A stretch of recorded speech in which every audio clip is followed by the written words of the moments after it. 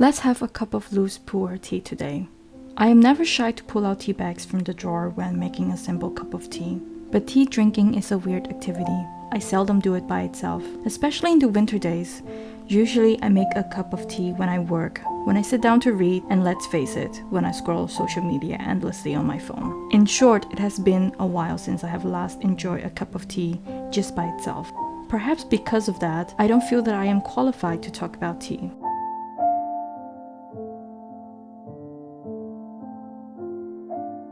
I cannot remember the last time I drank tea as an activity by itself, but tea tastes different when you focus your attention on your taste buds. In doing so, I have to sit down and focus on my cup of tea.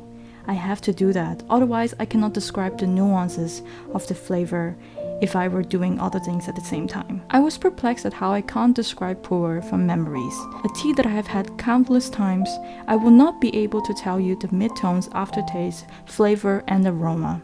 I simply cannot remember the last time I drank it attentively enough to remember the complex flavors of this tea. This was not always the case. I have distinct memories of sitting down and drinking tea with my mum in silence. Not that we had nothing to say, but we both wanted to enjoy our tea on a windy Sunday morning in Curaçao. The perpetual eastward gusting wind helps cool everything down enough to make a warm cup of tea enjoyable. As a restless teenager, my mother has often told me, "Slow down, have a cup of tea." But it's never just a cup of tea, is it? It is her unspoken way of telling me to recenter and gather ourselves. We are not perfect. We fight too. But when she makes a pot of tea, she will still ask me, begrudgingly, "Do you want tea too?" And my pride will not allow me to give a nicer answer than whatever. It is an unspoken rule that the tea table is neutral ground. As I listen to the burbling sound of our kettle as it boils water for us, my anger started to lessen. I can hear my mother prepare the tea set. She warmed up the teacup and rinsed the pu'erh and poured away the first batch of tea. By then, my feet would have guided me to whatever the tea is as she pours me the first cup.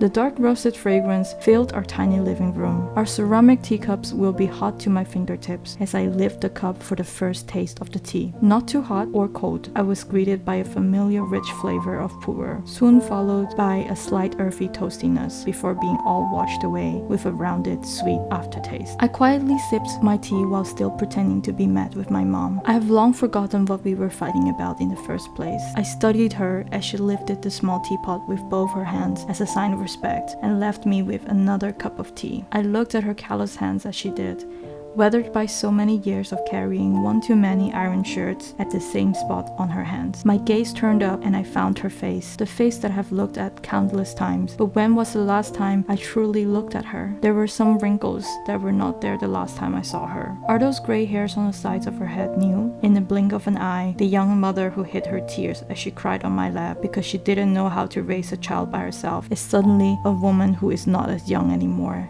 The two of us weathered so much together. I have taken all of her best years. I hope at least I was worth it. I hope I am a good daughter to her. We are linked forever, and she's the compass of my life. Like all fans who admire their idols, I copied her endlessly. Perhaps she would have preferred I didn't take after her stubbornness, and probably preferred I am more athletic. But I am glad she shared her love for tea with me. It gave us a neutral ground. I still have so much to learn. Pouring a good cup of pu'erh is a good place to start.